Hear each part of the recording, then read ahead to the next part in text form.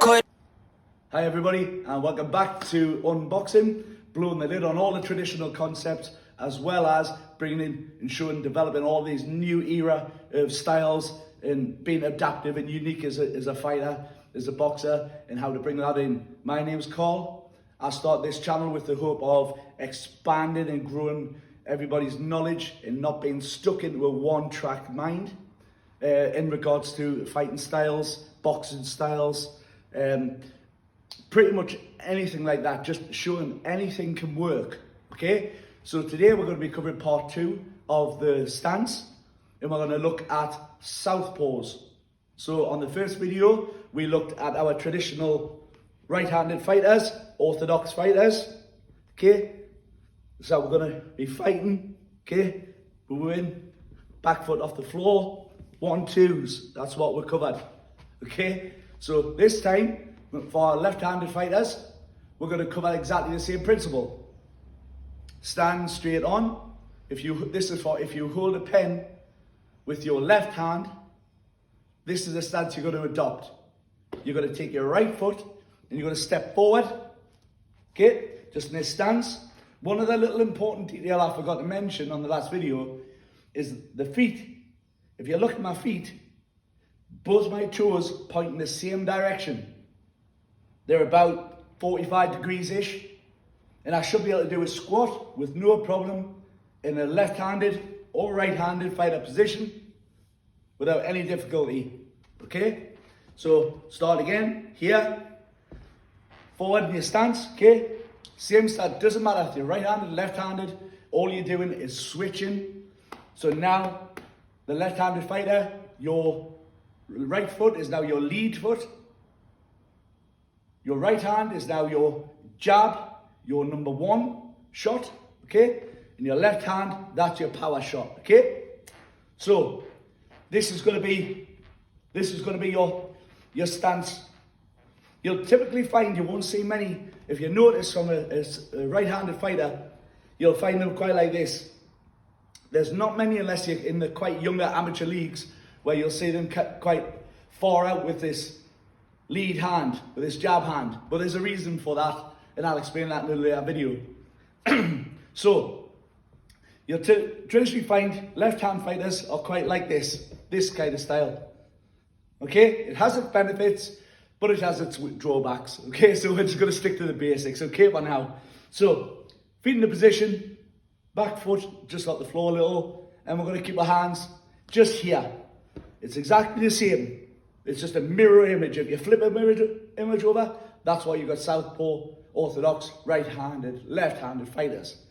Okay, so now on the jab, but same thing.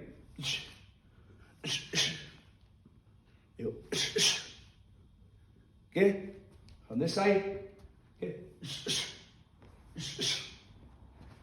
and from this side, that's the basic, that is it. There is no difference. You're just swapping one side to the other. That's all it is. There's benefits to learning and being able to what we call switch hit. Okay, so I'll give you a demonstration of what that looks like, and then I'll give you a little couple of pointers on why it's good and why it can be bad as well, but there's more goods to it than there is bad. Okay, so if we imagine we're in this position, we're in front of our opponents, bam, bam, throwing our shots, bam, bam, and all of a sudden, the guy pressures onto us. So, when we think from a defense, all we have to do in the southpaw, which is good to learn, okay, is just switch.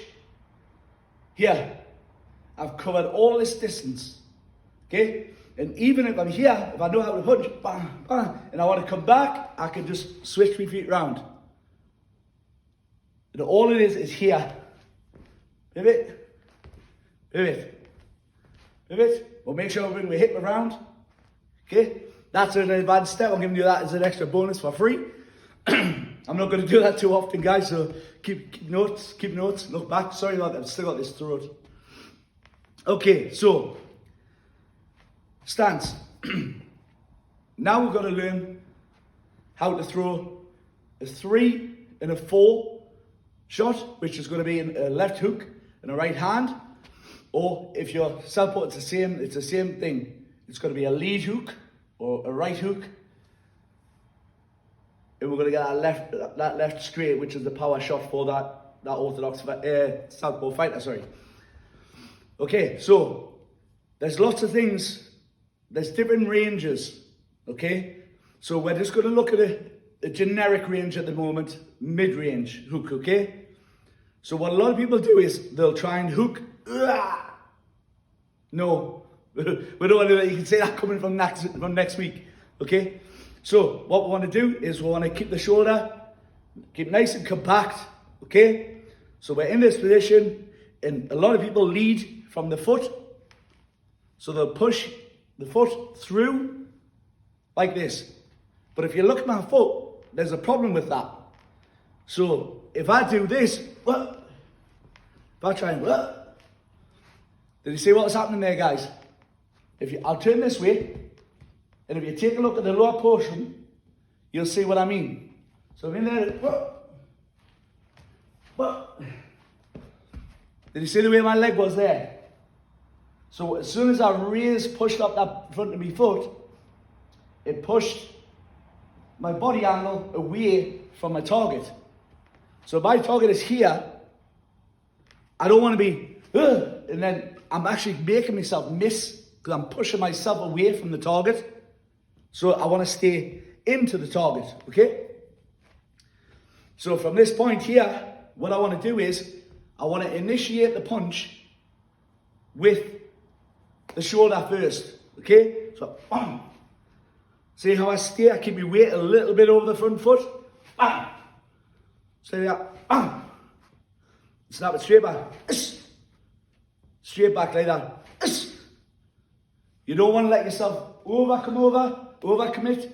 You get hit with the right shot, with the right hand. Okay, you got no defense. If you commit, whoop, I'm exposed, I'm getting hit. Yeah, we don't want that. Last thing we want, okay? So,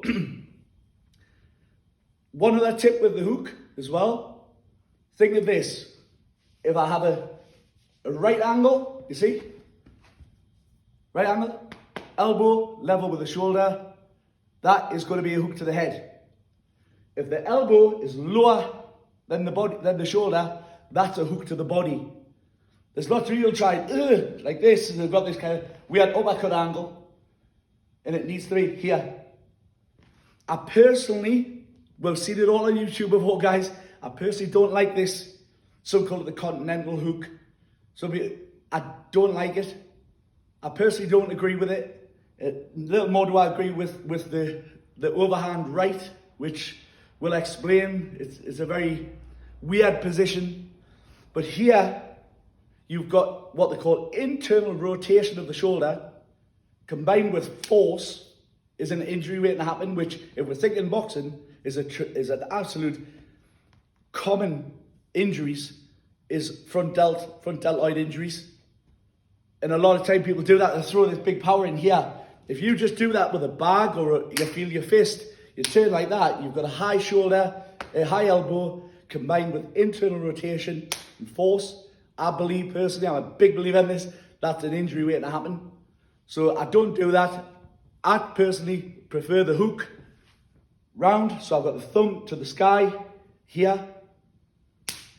It's a lot safer, it's a lot solid, there's no internal rotation. Okay, so why do I actually throw that hook to begin with?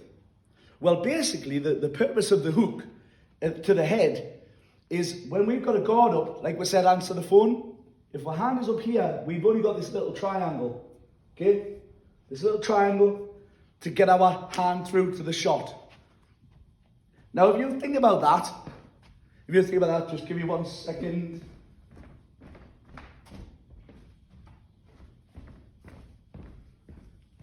Thank you guys for being patient there. If you think we've got this big glove, okay, that there, if I've got this here, there's very little chance of that getting past my forearm. But if I turn it that way, so it's this way, I can get in with enough force, I can get down behind that shot. Okay, just gonna get rid of that. So that is the purpose of the hook, to get round. That's why we turn the hook, bam, straight in, down, boom, straight in like that. Okay, that's enough for the hook.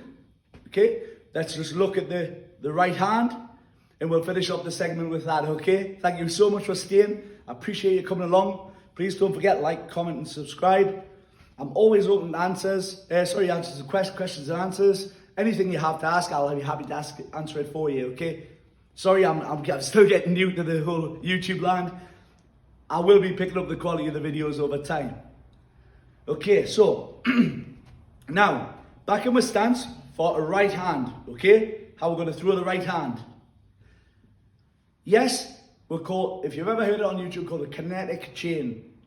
So the shot starts from the foot, the ball of the foot. That's why we keep it bent in the knee like a sprinter. We're going to push. And if you look, we'll push off that back foot, up through the calf muscle, up through the hamstrings, the quads, the hip. Notice the hip, the turn in the hip. See that? And then the connection, the last part is the fist. Okay, nice straight, flat wrist, strong, thumb tucked under. Okay, nice and strong. If we think about it like a whip, the power of a whip, the crack of a whip is at the end.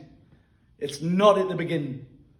Okay, so we'll pop that out. Yeah, one more time. So in this angle.